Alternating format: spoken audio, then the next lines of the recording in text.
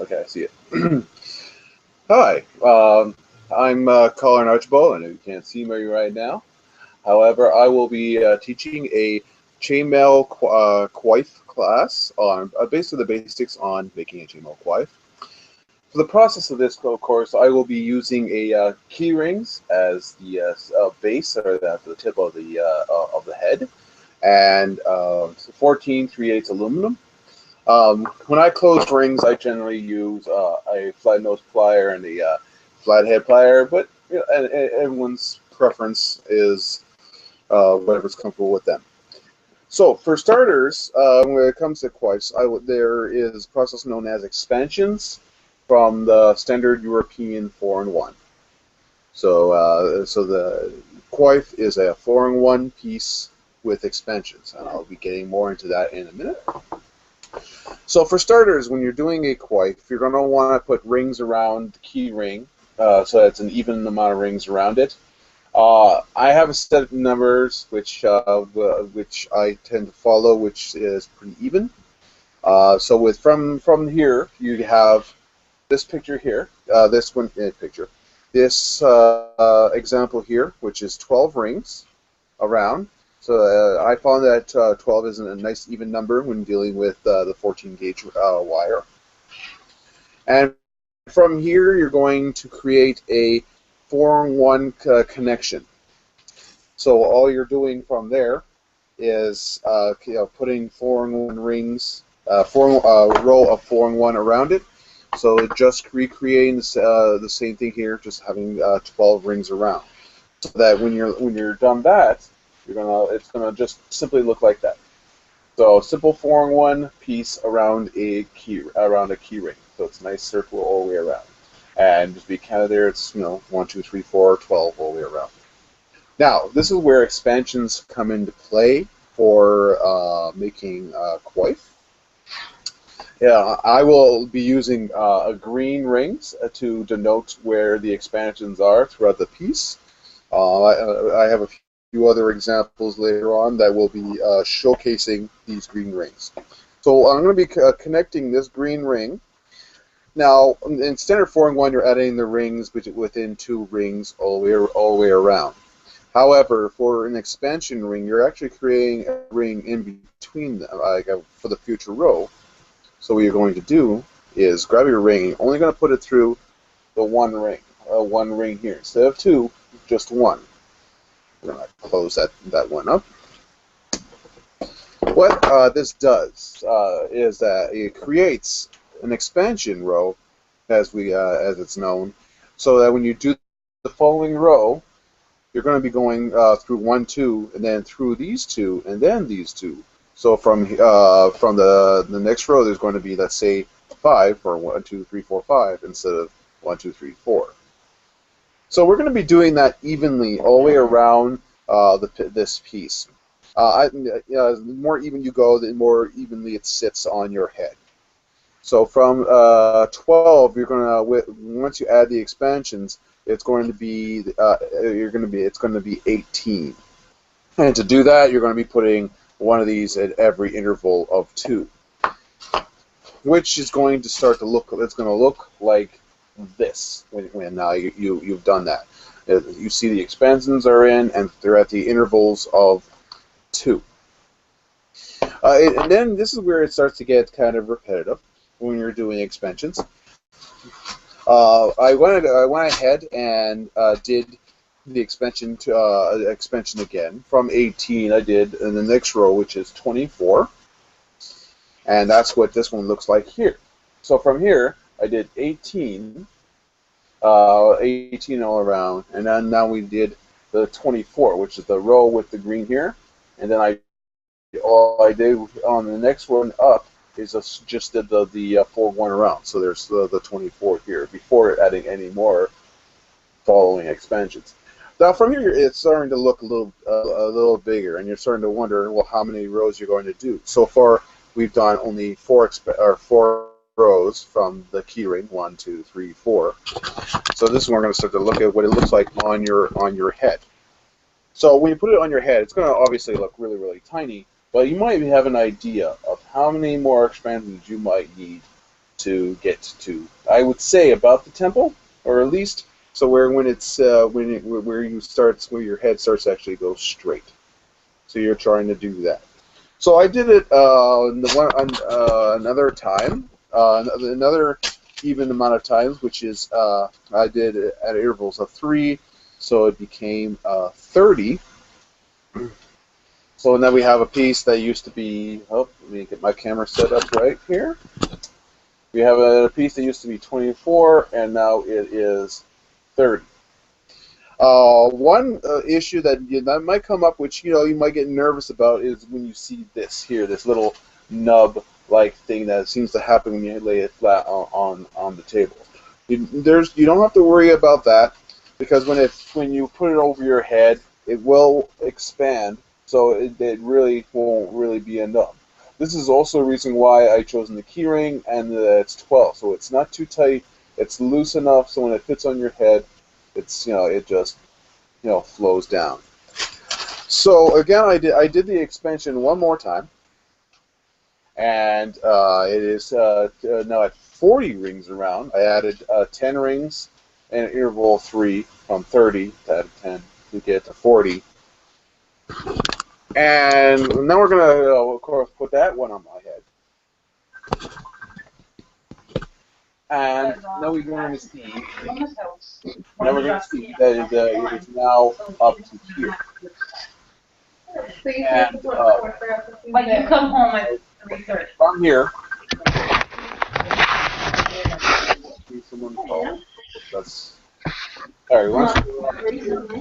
You have 40. Now it's almost further down, but I would probably say go another row down, which is 40 plus another row. Once you get to, I think it's nice and even enough. I have a completed coif here, which I'll show what I'm talking about. Once you get to 50. It's going to start to look like it just fits over your head. I mean, if your head is slightly larger, then just add another row, expand it a little bit more, make sure that your rings are at a nice interval. And once you've done that, you're going to stop the expansions and do a 4-in-1 piece until you get to about your eyebrows. And we'll try your pieces sitting on your head nice and straight, so that it goes nice and straight. This is where you try to do the face hole. So obviously you want enough room for your face. I tend to set it up so that it's right at the eyes, so it's evenly as possible around the eyes. And once you do that, you're going to be creating, basically all you're doing is a sheet of 4-in-1 all the way around. And when you go all the way down, you can go all the way down to, you could go right down to your neck if you want to. I tend to have a little bleed over here, where it goes over my shoulder a little bit, covered my back of my neck a little bit. I mean, if you're wearing this along with a chain shirt, no one's going to know exactly where your shirt starts and where the coif ends. And then the next thing what you could do once you get to this stage is what is known as a bishop's mantle. That's basically the next section, which would go from here. Because basically, once you get to this stage, you have a coif. You're done. You enter in crown qualls as a passive armor entry, and you're good to go. But if you want to create a nice bishop's mantle, I thought to find more rows to find out how far to go down, I would probably grab one strip. If you're really new at this, you're not sure, get a strip, and you just follow the flow of the rings. And you go down to, let's say, 3 inches below your shoulder, because you're going to want it to go about across your chest, so about 3 inches over your shoulder, right, about 3 or 4 inches.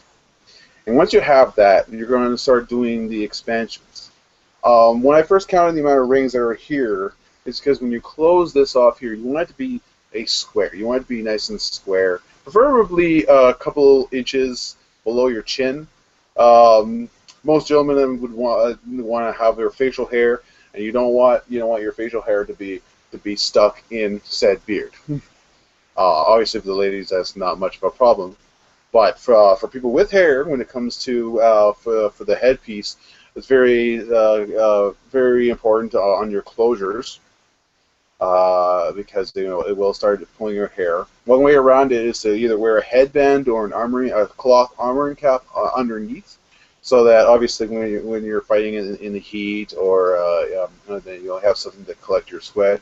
But at least it also doubles as to protect your hair from your coif. But ideally, be careful with your closures. Now, if you're cutting your own rings, that might be a little difficult, but nonetheless, that is something to be concerned about. So back to the bishop's mantle, you're just going to be doing expansions evenly, of course, until you get to about over your shoulder here. And once you get about there, you're good. You basically have a full coif. I wish to say that I had more to say on this class, but the one I'm wearing right now is made out of 14 gauge 3/8 steel. I was demonstrating with aluminum and anodized aluminum. I see I have one person here. If there's any other questions, about Coifs, you can go ahead and ask away.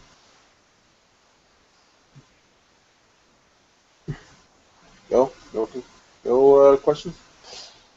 Not that I can think of, man. All right. I really wanted to know how to do the top part of the head, and that was where you started. So. Oh yeah, that's where I started. I guess you missed that part. Well, I can go over. No, that. I got in for it. Oh, you did? Oh, okay. Yeah, that part is the little easy part. As I said, key rings are definitely the way to go to get started. I mean, you can use your own ring, but then you just have to figure out when the amount of rings, because what you don't want is that little nub at the top. You don't want to bunch up on the tip. And I found that key rings, if you use 14 gauge, it works best. 16 gauge is good. I mean, it's not like it's going to be armor or going to have a lot of wear and tear around the armpits and shirts or anything. But I don't know. I prefer working with 14 gauge. You get the superior gauge when we're in the rule book, and so I don't know. I just find that 12, 18, 24, 30, 40 was a good way of getting around my head anyway. I don't know. I feel like my head's standard and it flows evenly, even on my phone head, which I could not find for this class to showcase it on. However, I did post a picture on Facebook of this piece on a foam head. I'm hoping to finish doing photos of each step that I've done, so that it can also be done into an album to show onto with this class of the steps that I've done, in case the quality of this video isn't that stellar. Just to look at those pictures. So if you ever want to go back on that and take a look. Yeah, so I took the time with every little step here. But yeah, that's coifs are not really that difficult if you have your basic understanding of 4-in-1. It's just the expansions that might confuse some newer crafters.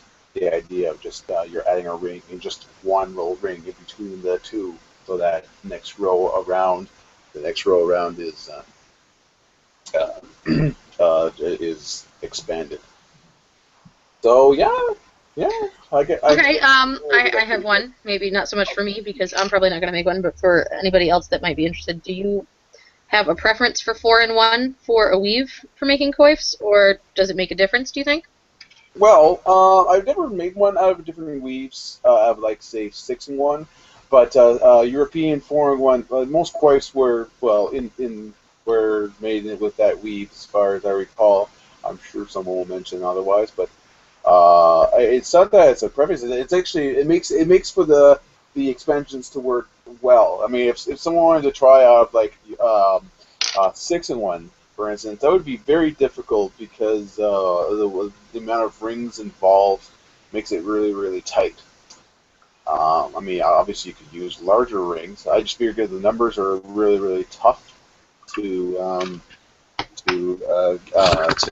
it just becomes a number thing at that point. of how many rings per row. Yeah. Because I'm not gonna sit too far. How many rings per row? So it's just 4 and 1, and it makes it a nice even amount of rings. While 6 and 1, for instance, it's 3, and then it goes to 6 and then 9. But there's no even number; it becomes an odd number, and you're trying to expand from that. You're just creating 7 and 10. And it just gets weird numbers. So 4 and 1 is definitely the best way to go. Now, obviously, that means that you could probably do Kingsmail if you really wanted to, which is 8 and 2. But essentially, you're just doing the exact same thing, but with twice the amount of rings. At which point, I wouldn't use 14 gauge. I'd probably drop it down to 16, so that there's enough room for those rings. I have made sleeves out of Kingsmail or 8 and 2, and these sleeves used to be 4 and 1. And when I made them into Kingsmail, I just tightened it all up, and I had to like add sections in. So I think the same case would be for the coif. I even had put in a design in one of my coifs so that it looked like it had a serpent that went around the head. I've done that. That was pretty intriguing. So it's easy to do designs once you have the 4 and 1 piece, but when it comes around the thing, you just where the rings sit, it becomes a little challenging if you ever want to do designs at the tip. It'd be pretty cool to see like a spiral weave. I haven't done that yet, but I'd love to see what people could do with that. Anything else? No, not really. I think I'm pretty much good. Well, coifs, they follow just a simple expansions. Not really overly. Don't break. So, there you go. That's good. Nice and quick. Okay. Then thanks for showing up and teaching a class, Mike. Not a problem. Always here to help. I'll be thinking maybe next one. Right, I'm going to stop the broadcast.